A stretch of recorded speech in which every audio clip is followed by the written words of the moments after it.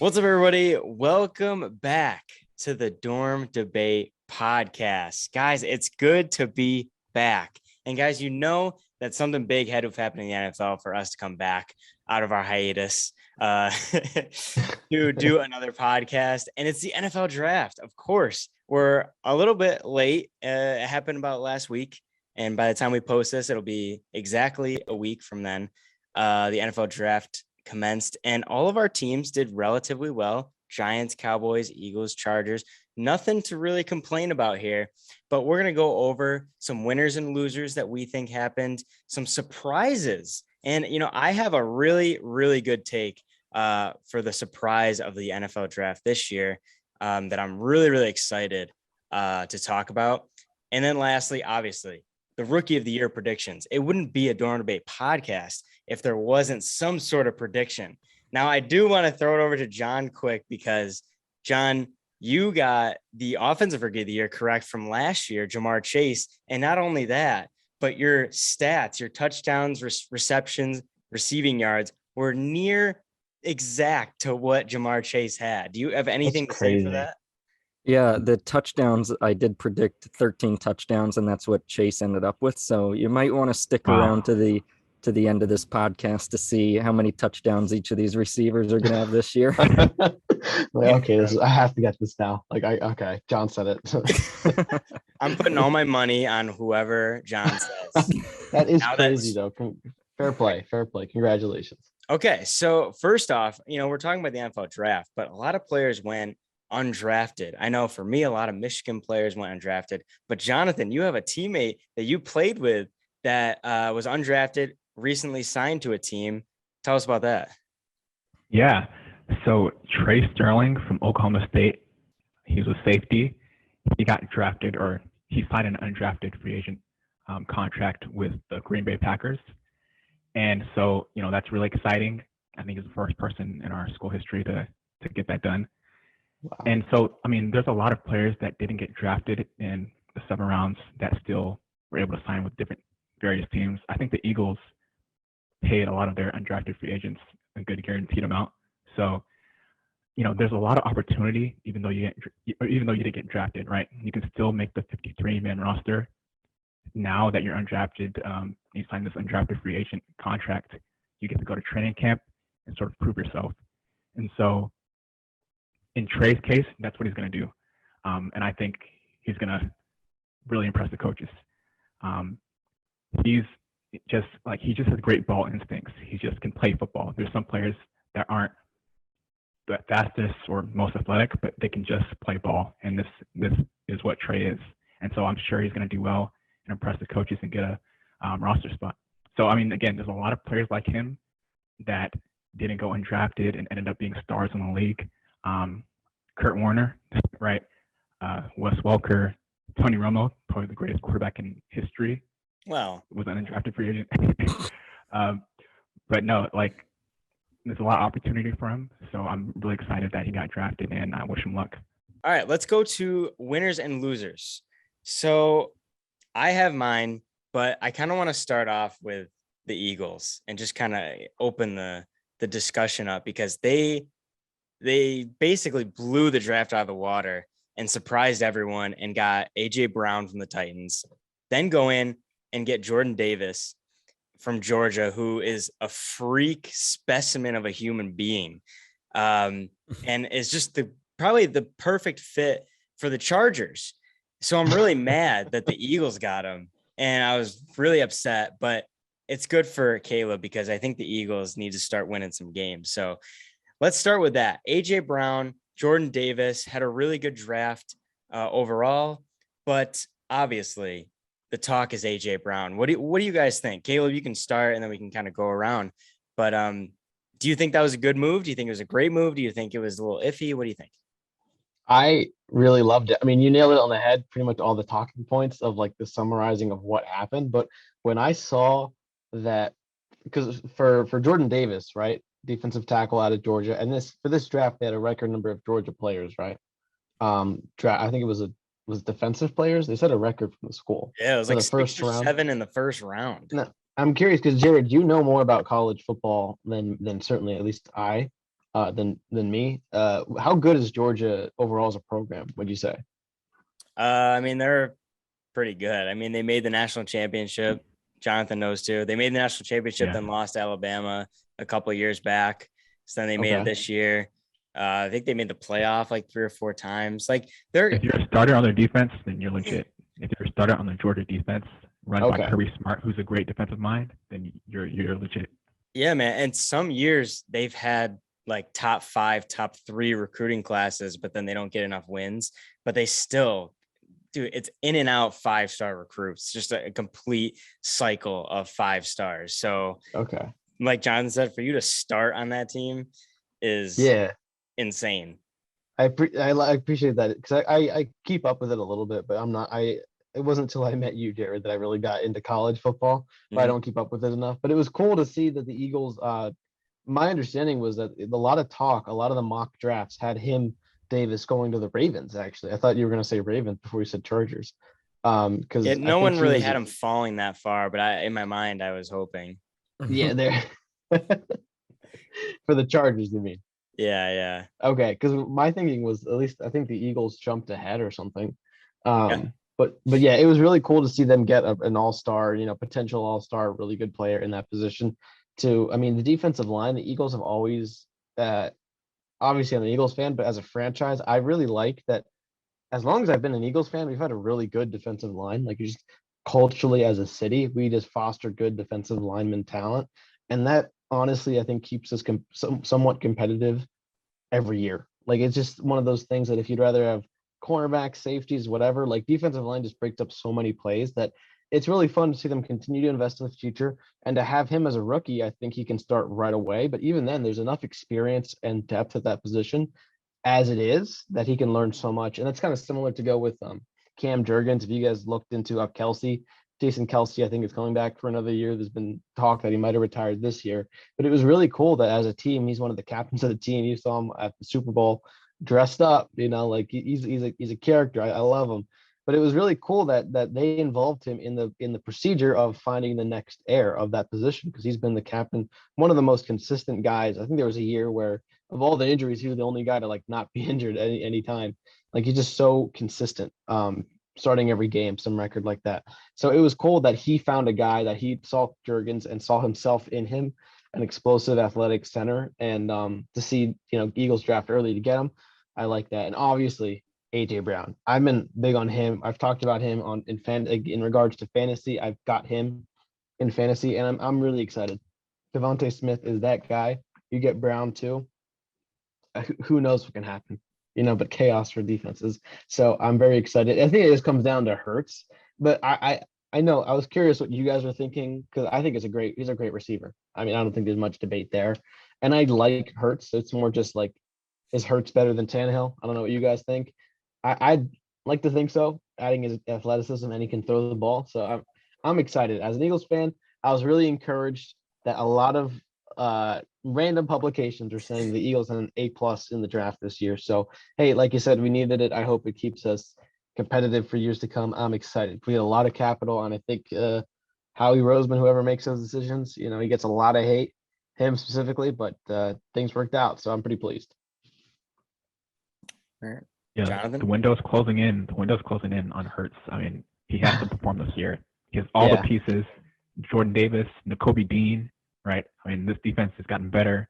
They got some more weapons, and AJ Brown. Now you can use Devontae Smith more, right? Oh, they got Nakobe Dean too? Yeah, Nakobe Dean. Yep. Another Georgia starter. I forgot. I think I texted that to John. I totally forgot that they have him. That's unfair. That doesn't make any sense. This could be a scary team. This could be a scary team. That's dumb. My thinking when I saw this was like, man, I'm certainly excited, and the fact that we made the playoffs last year is kind of crazy with how the way the league is. But my thought was like the unbiased. I mean, unbiased, it'll be a really scary team for sure. Barring craziness or injury or whatever. But like in 2 to 3 years, once these players develop. But that's not to say they can't compete now. I'm just curious what's that going to mean for Hurts. Like, is the team going to be ready in 2 or 3 years, and we're still looking for another quarterback? Like, I'm kind of more forgiving to Hurts situation, because I haven't seen much that got me off him. I don't know. Yeah, I think I think I would rather have Hurts than Tannehill at this point. He has more upside, I think, and we know what Tannehill is. But in terms of getting AJ Brown, I mean, a lot of people were saying, well, why didn't you just stay at that spot, not trade and sign AJ Brown to that huge deal? Why don't you get Treylon Burks, who is a similar player, and that's why the Titans did the trade, is because they knew they can get Burks. But at the same time, like, you have to kind of be happy as an Eagles fan, because you're like, they probably would have chosen a receiver that sucks. So like, if you could trade, like, no I offense, give it to you you. guys I suck give it. No, I using give that to you. receivers. So like, you have to be happy. Like, screw the draft. Like, let's just trade for a good player so we know he's good.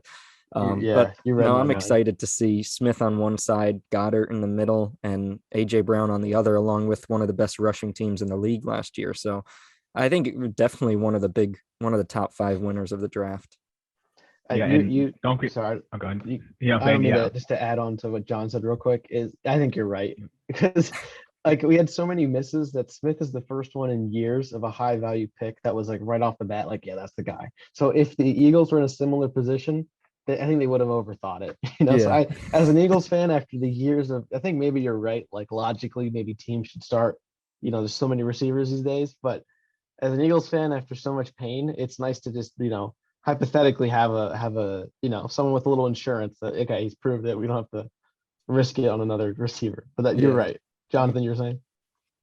Yeah, I'm saying there's countless case studies of former college players that were able to adapt to the NFL and perform well. So with AJ Brown as an Eagles person, you know that he can play. You know he can ball in the NFL.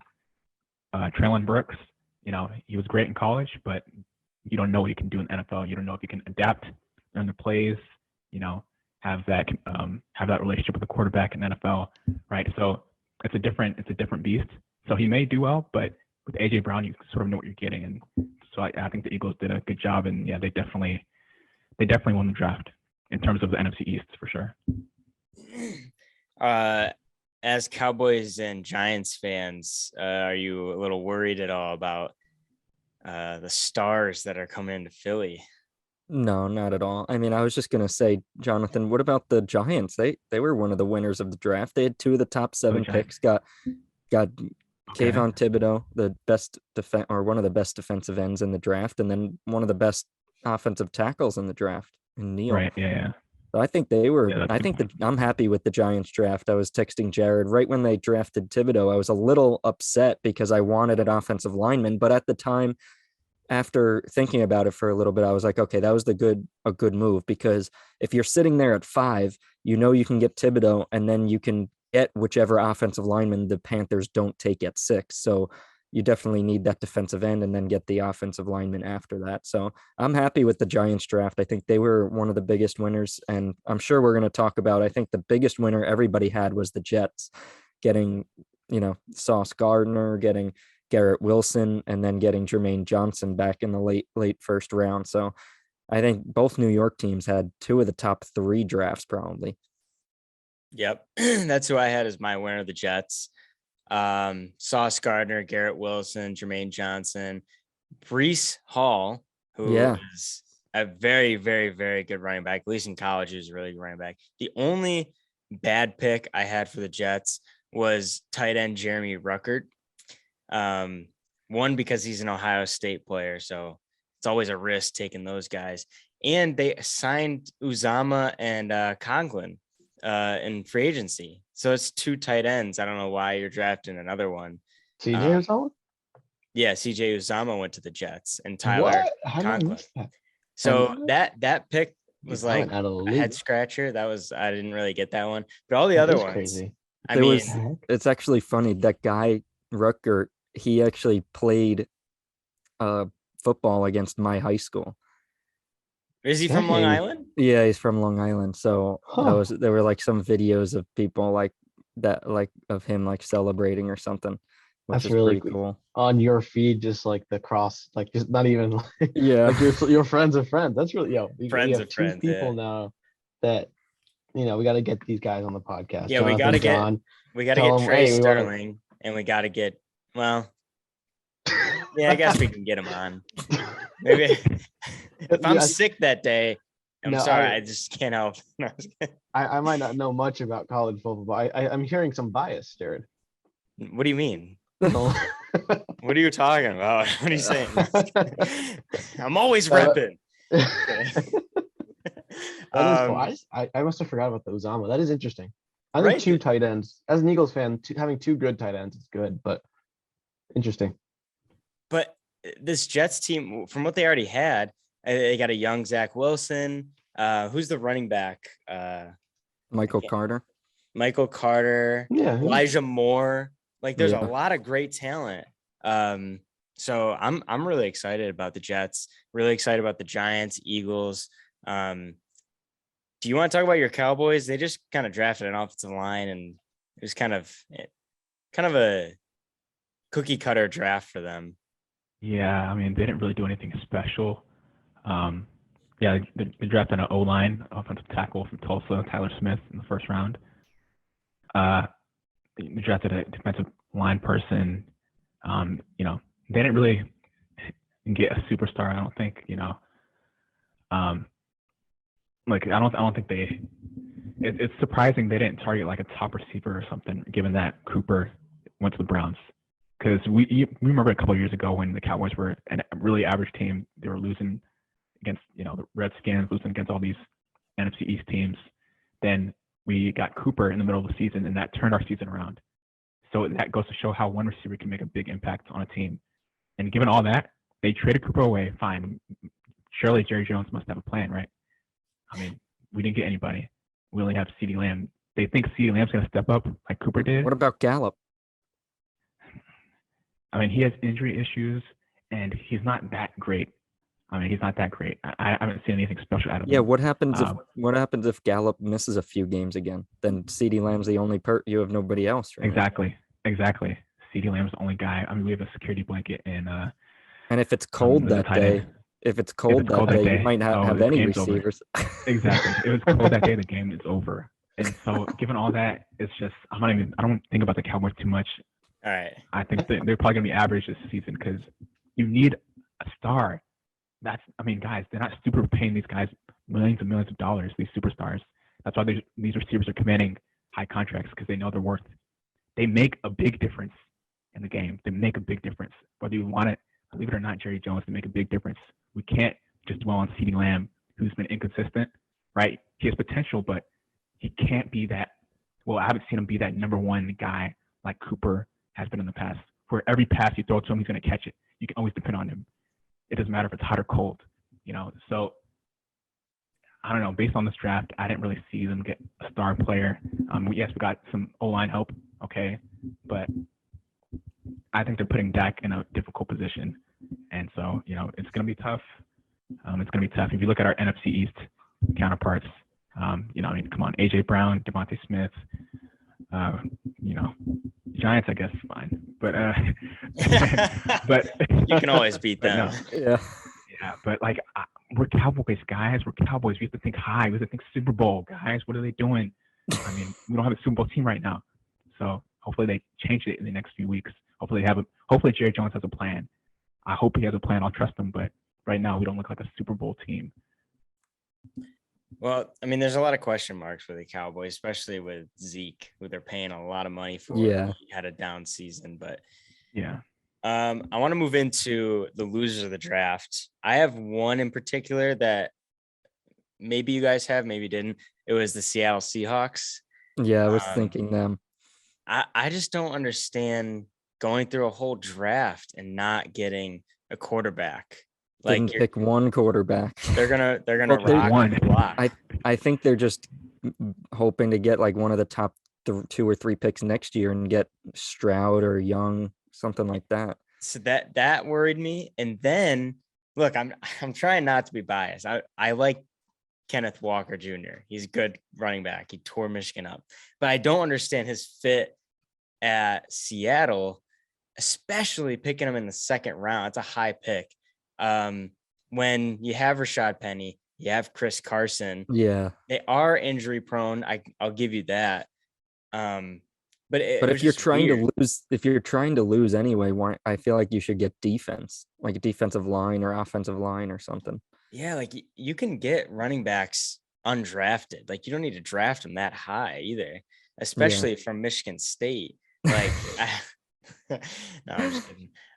Yeah, but the Seattle Seahawks, just kind of scratching my head. I thought Malik Willis was going to go there, and he ends up going to the Titans, and I don't know, that it just didn't make sense to me.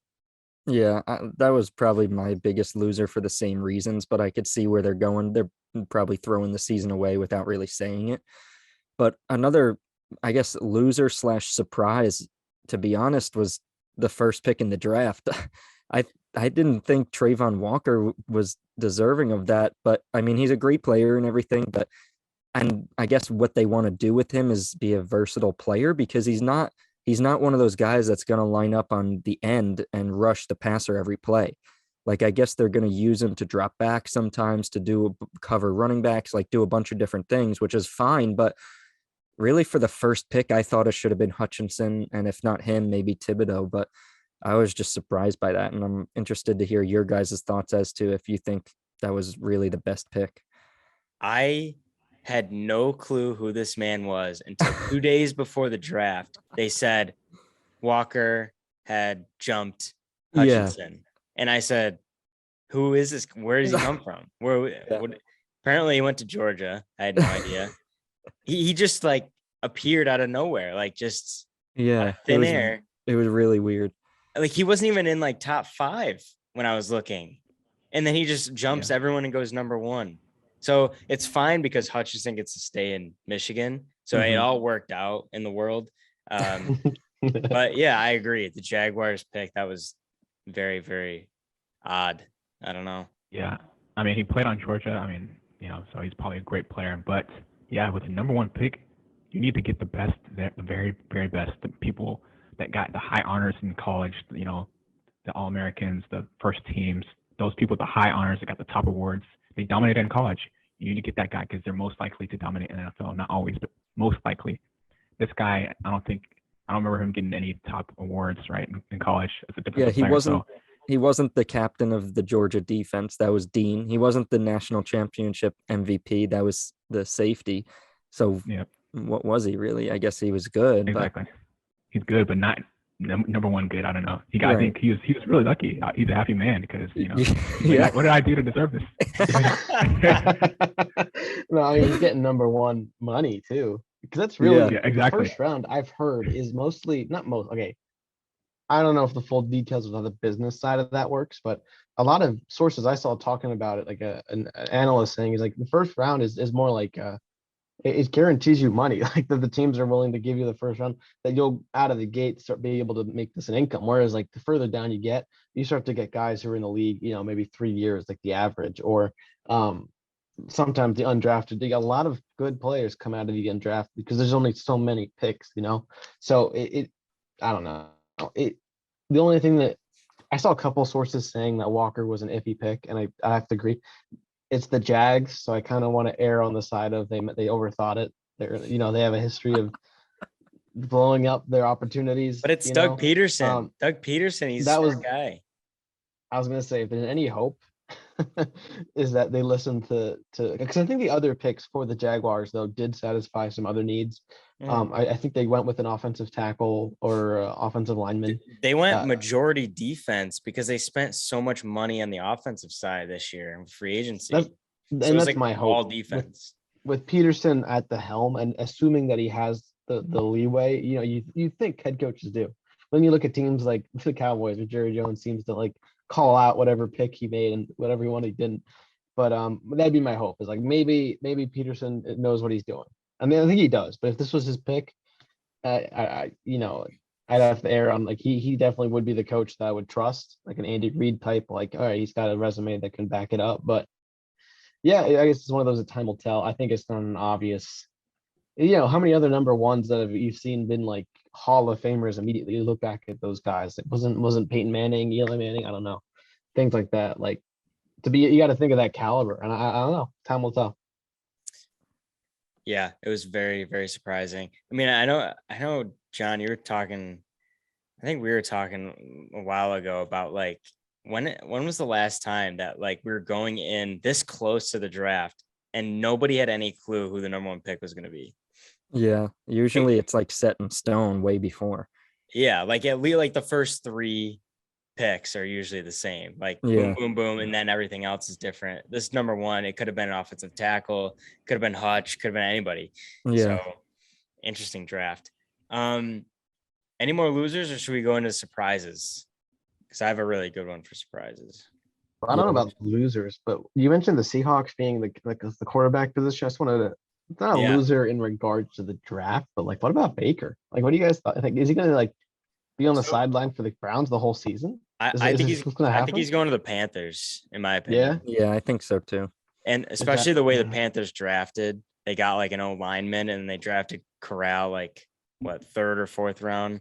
So like as like a safety net, but they're moving on from Darnold. They have to be. It's Yeah. Yeah. and the only quarterback left is Baker.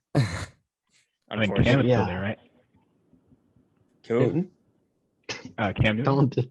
Don't Oh, be Cam Newton. disrespectful. No, That's he's so not. disrespectful. Is he even there still? Yeah, I think he is. He's done. Yeah, I can't do it anymore. I Stop. Come can't. on, don't even Yeah. give I him don't know. another chance. I don't know if Baker can. Like, I don't know if Baker's better than them. What? Than Darnold, though. I think I don't Baker's know, a good honestly. quarterback. No, I think Baker definitely deserves to start on the team. It's just like the demand isn't there, and demand as well as I think a lot of it's the contract that he's on that Yeah. some team doesn't want. The teams don't want to eat it, you know. But Yeah. You have to he look went at. on the Browns. You have The to look Browns at. are so bad, and then he came and gave them hope, and they went with Yeah. Yeah, you have someone to look else. at what the Panthers are going to ask him to do, right? I think with the Browns, he wasn't asked to do as much because of the great running backs that they had. Here, as a quarterback, you're asked to do a little bit more, and so it's a different scenario. So, would he be able to fit in the system, learn it?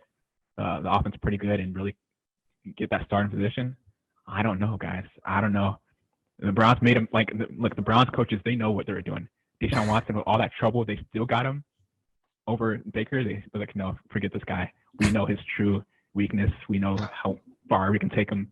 He's not our quarterback. They know it. They know the burning backs bailed him out most of the time.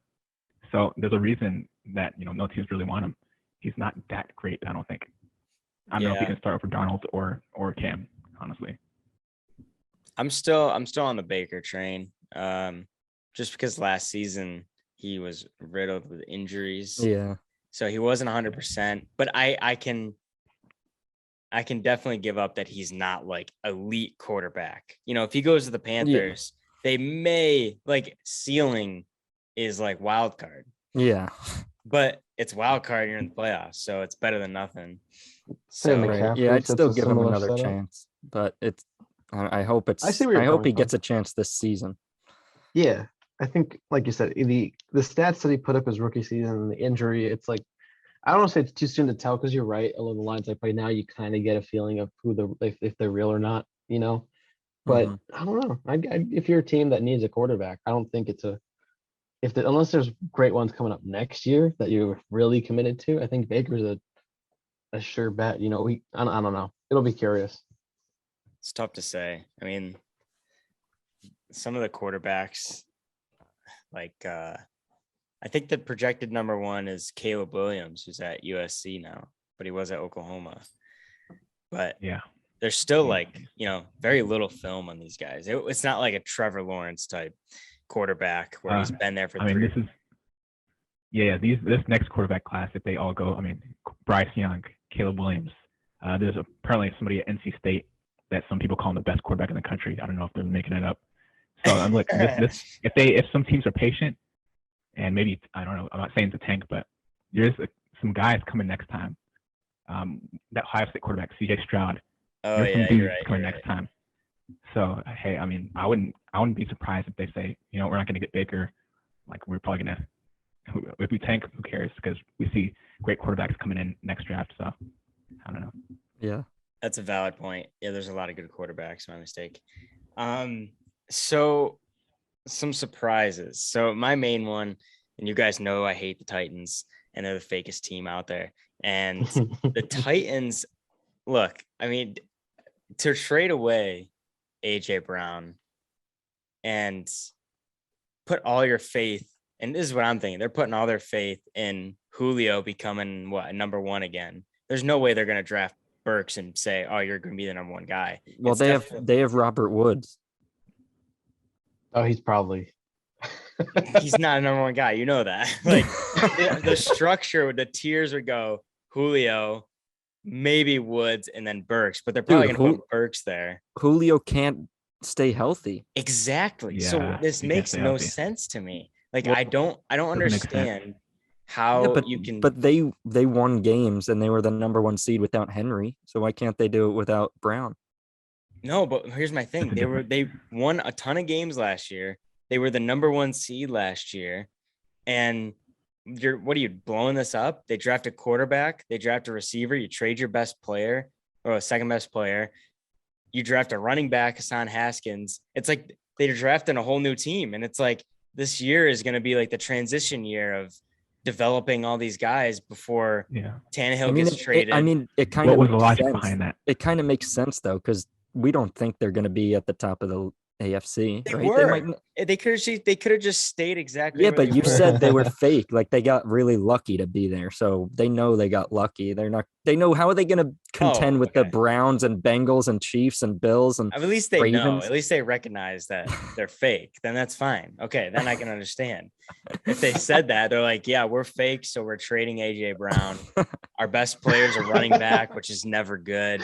So These are their exact words when they're on the phone to other teams. Like, hey, why are you giving up Brown to us? You know, hey, we're fake. No you know, we have a.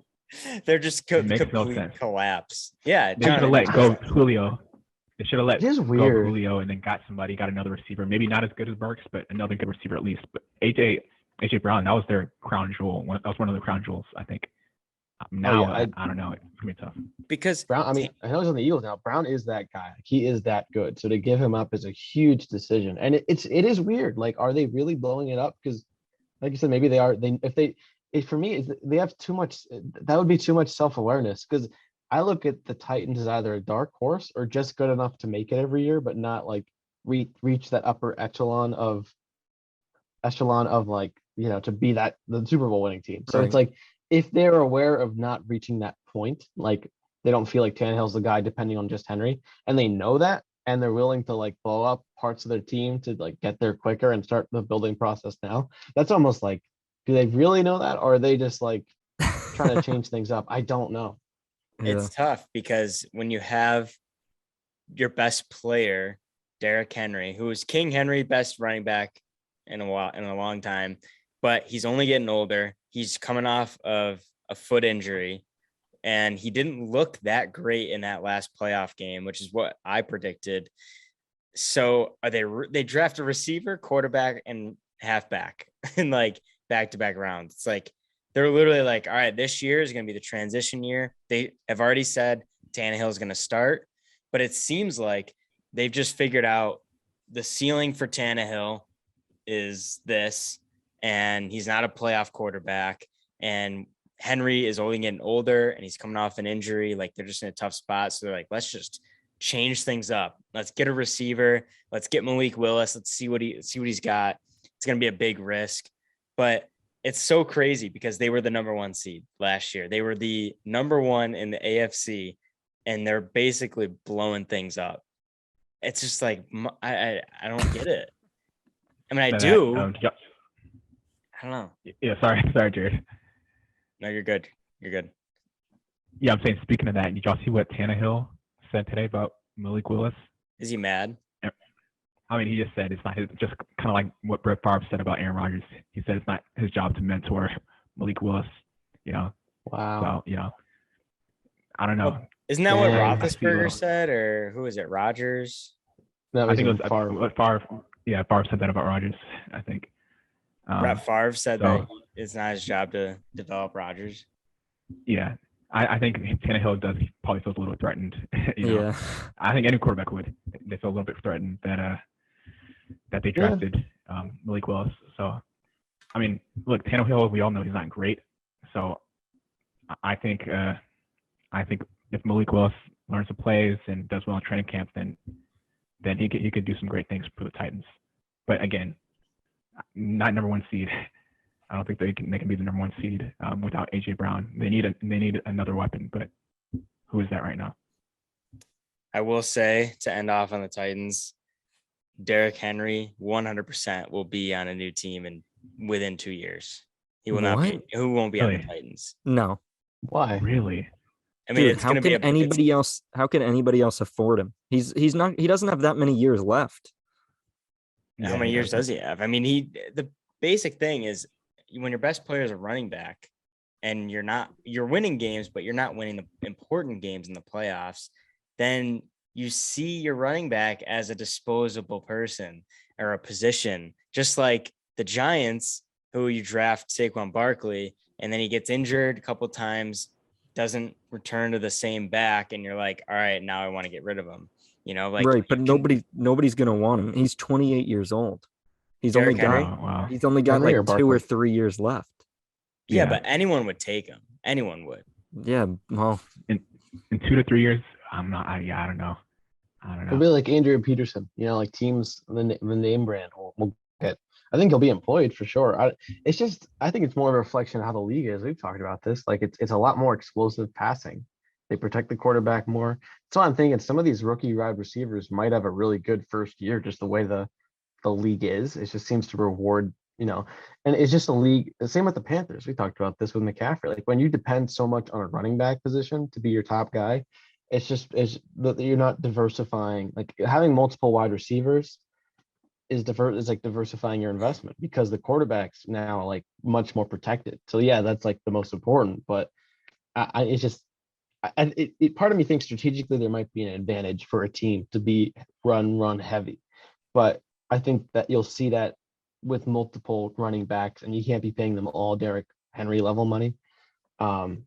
Because if everyone's doing one thing, there's an advantage in doing it differently. That's for sure. But yeah, I don't know about where he'll be in 2 years, but I do think any team that's depending so much on that one guy, unless he's that good and that stays that healthy the whole year, that's the problem too. It's not even the lack of skill. It's just this is a tough game, and again, that position gets beat up on so much, and to do that 15 weeks in a row, maybe with a bye, whatever, it's tough. It's tough. So that's why you split it up amongst different backs, and I think teams could do that. Certainly seen success with the Browns. If you had a good enough quarterback to do that, there's opportunity there. But the days where they make like the most money on the team, way back when, still going to happen? I don't know. At least not for a while, I don't think.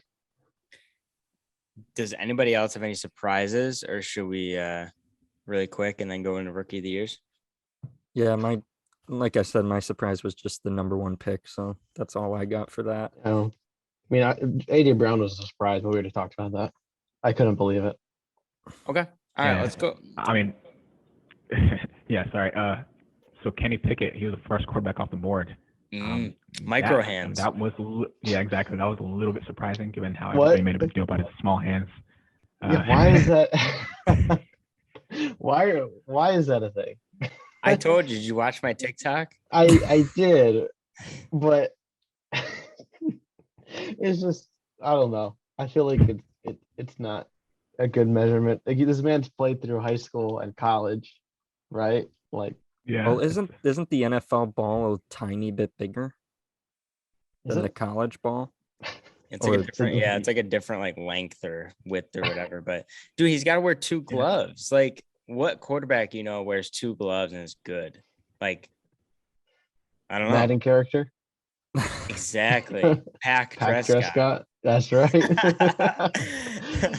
We got to introduce the dorm debate audience to Pack more frequently. They're not ready for the absolute specimen of a human. The body transformations week to week.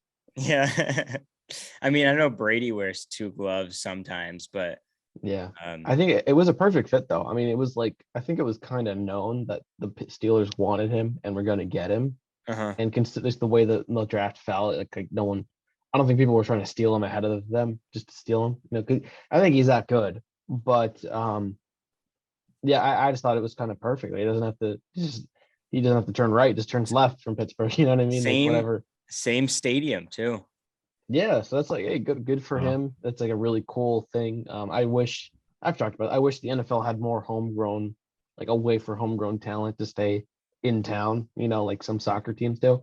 And it's not the reality, but it is kind of cool. So I was like, that was kind of surprising in the sense that, okay, that is a Pittsburgh guy that gets to stay in Pittsburgh, and he's, let's see what he's about, especially coming after Roethlisberger. I think he's the right call. I don't think, was it Rudolph? Was it? I don't think he's the guy. Oh, they got Trubisky. Yeah. Oh yeah, yeah. So I think Trubisky will probably play for a little bit, and then Kenny Pickett will start probably halfway through when they're like 0-8. I think Pickett's going to start week 1, but He that's might. just me. Unless if it's clear and could. obvious at training camp, there's no. I mean, why? Why wait? So that leads us into Rookie of the Year. So I'll kick it off super quick. Do you guys all have defense or offense? Or you're just picking offense, you guys? I have one of each. Okay. I don't have. Caleb doesn't have any. Jonathan doesn't have any. That's fine. You can grade our picks then. How about that? Yeah. I have a couple. Okay. Oh, yeah? All right. Okay. All right. So defense should be pretty obvious, and if anyone doesn't pick him, I'm gonna come to your house. Aiden Hutchinson. He went to Michigan, got drafted by Detroit. Just perfect fit, perfect scenario. The head coach for the Lions too, is just that gritty guy that like Aiden Hutchinson needs, similar to like Jim Harbaugh. Just kind of like got loose wire, like he's kind of just twitchy, and that's what Aiden Hutchinson needs. He needs a guy that lives and breathes football, and I can't think of his name right now. Something Patrick. Dan Campbell. Oh, Dan Campbell. Yeah, Dan Campbell, not Dan Patrick. Where the Patrick comes from? I was thinking of Dan Patrick. Dan Campbell. Yeah, dude, the guy is psycho, man. He'll freaking slam his head into a wall to win a game. That'd be a fun guy to play for, it seems. So yeah, exactly. I like that. And that Hutchinson, he's that guy. So he should have went number 1. He goes number 2. It's all good. He goes to the Lions. So he's gonna be defensive player of the year. Okay. Offense is gonna be Christian Watson. Drafted in the 2nd round, receiver from North Dakota State, and he is insane. He's like 6'3" and runs a 4.3 40. Insanely fast. Kind of seems like a Debo player. He goes off of jet sweeps a lot, but he's like a deep completions guy. And I feel like, dude, him or Sky Moore. Sky Moore went to the Chiefs, Western Michigan receiver. You got to look at those receivers that have veteran elite quarterbacks. And it just so happens that for Sky Moore, he went to the Chiefs, and for Christian Watson, he went to the Packers. They both go to teams that need receivers, and it's going to be a battle for the number 1 spot. No one has an established number 1 anymore. So Sky Moore gets Patrick Mahomes. Christian Watson gets Aaron Rodgers, 2 of the best. They're going to be fed the ball a lot, I believe, especially Christian Watson. So yeah, those are my 2 offensive rookie of the years. So I think for defense, I think Hutchinson is the easy pick, but I do think it's going to be Thibodeau. I mean, might be a tiny bit biased, but he's a really good pass rusher. He was playing through an injury late in the year, still had a bunch of sacks. So I think he's going to make a great impact on the Giants defense. And look, the Giants defense needs some help, and we need some pass rushers, and nobody really takes us seriously. So he'll probably be able to get a bunch of sacks because people will be like, all right, they're not even good. And then they'll just let him get some sacks. So I think if he could get double-digit sacks, that would be amazing. So I think he could do that, get defensive rookie of the year. And then as far as offensive rookie of the year, I don't think usually it is a quarterback or a running back, but I don't think it's going to be Pickett because I don't see him winning a lot of games with that horrible offensive line. Literally the only 2 players they have that are good are Najee and Deontay Johnson. So that's not really that much help with a bad offensive line. Plus it's in a division where you got pretty good defenses. You got the Browns, the Ravens, and then you got the Bengals who went to the Super Bowl last year. So I don't really see them winning games. It's not going to be Pickett. And Breece Hall is the best running back in the draft. And on the Jets, there's just no way he's going to be the rookie of the year. So it's going to be one of these receivers. And I like Watson. Obviously, his landing spot in Green Bay is just perfect. He gets a great opportunity. Hopefully, he can connect with Rodgers early on. And then, Jared, like you said, Sky Moore is the other one that has a really good opportunity in Kansas City. With them, they have a bunch of guys, but again, no established number one, so they could both emerge. But I'm going to choose the controversial one. I think it's going to be Treylon Burks. I think he's going to be the offensive rookie of the year. I think he's going to be able to step into that A.J. Brown role. He's a similar player, big player, decently fast. And I think he's going to end up with, maybe, if you want me to give projections again this time, I'll give maybe like 65 catches. I think he'll break 1,000 yards and then maybe like 10 touchdowns. I really do think he's going to make a good impact. The thing is, Robert Woods coming off that ACL tear, Julio Jones can't stay healthy. They're going to have to feed Burks. I mean, there's really nobody else they can go to. They're going to have to use the run game and then use Burks. I really don't see them using Julio or Woods that much, with them being veteran players and kind of injury prone. So I think Burks is going to get the opportunities, and I think he's going to do pretty well. Yeah, those are great picks, guys. Chiefs are also getting Justin Ross, by the way. He's underrated coming into the draft. I know he's injured. People are afraid, but he could be great talent as well. He had great freshman numbers at Clemson. But yeah, for me, in terms of defense, we can start with that. Guys, I'm going to pick big boy Davis, Jordan Davis. This guy is Fletcher Cox 2.0. Okay, maybe even better. You guys saw the combine, how fast he ran, 4.8. As of that guy, 6'6", about 300 pounds. Being that big of a guy and running that fast, I mean, that's scary. That's scary. This guy, if you saw him in college, he's really dominant. He's really dominant. And I think linemen are going to have tough trouble guarding him. Kind of like Donald, if you will, kind of like Aaron Donald. I think he's going to be a force to be reckoned with in the league, and people will see that. That's why I was surprised he was drafted that late. I thought people were going to get him earlier. Guys, I know great talent when I see one. This guy's talented. He's going to do great things in the league. So he's going to be my defensive rookie of the year. In terms of offense, I agree with John. It's going to be a receiver. If y'all notice the draft, I want to say in the very beginning, maybe the first couple rounds, it was mostly receivers getting drafted. And I think the reason is they all had great combine numbers. Most of them ran great 40s. Most of them ran like a 4.3 or 4.2, or some ran 4.4s. There were a couple outliers that ran like 4.6s or 4.7s, but mostly it was a speedy receiver class. So I think that contributed to why they got drafted pretty early. And so I agree. I think it's going to be a receiver that's offensive rookie of the year. But I'm going to say it's going to be Drake London, that first receiver that was drafted by the Falcons. Reason being, look, the Falcons aren't stupid. There's a reason they got this guy. He's going to be their go-to guy early. They're going to ask him to do a lot early in his tenure with the team. I think obviously, Ridley, he was, having issues. I think he's suspended, right? I'm not sure how long, but they need another guy. They need another go-to guy. I mean, Kyle Pitts is there as a tight end, but they need a receiver that's going to be a deep threat and dominant.